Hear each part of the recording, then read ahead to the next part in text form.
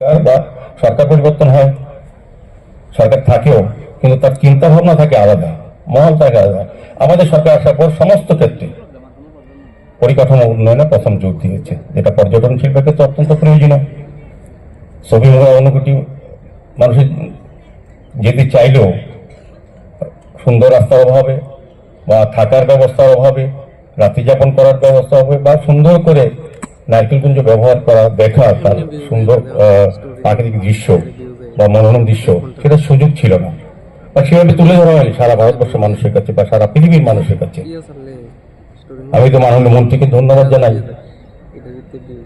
যে আমরা এই শহরে বাস করি, এই রাজ্যে আমরা থাকি, কিন্তু তখন কখনো দেখিনি পর্যটন শিল্প হিসেবে একটা চিন্তা করা, যেটাতে বিকল্প যেমন মানুষ দেখবে, উপভোগ করবে, পাশাপাশি কর্মসংস্থানের ব্যবস্থা হবে, রাজ্যের উন্নয়নটা সারা পৃথিবীর কাছে চলে যাবে এই পর্যটন শিল্পের মাধ্যমে, পর্যটনের মাধ্যমে। এটা উনি করে দেখিয়েছেন। ব্র্যান্ড অ্যাম্বাসেডর আমরা শুনিনি, আমরা রাজ্যে দেখিনি, আমরা এই শহরে জন্ম, যে একটা দপ্তরকে, একটা দপ্তরের পর্যটন শিল্পকে কিভাবে সারা পৃথিবীর কাছে নিয়ে যাওয়া যায়, সেটা সিলেকশনের ক্ষেত্রে সৌরভ গাঙ্গুলিকে করা হয়েছে। এটা চিন্তা ভাবনার মধ্যে কতটা পরিবর্তন দেখবেন।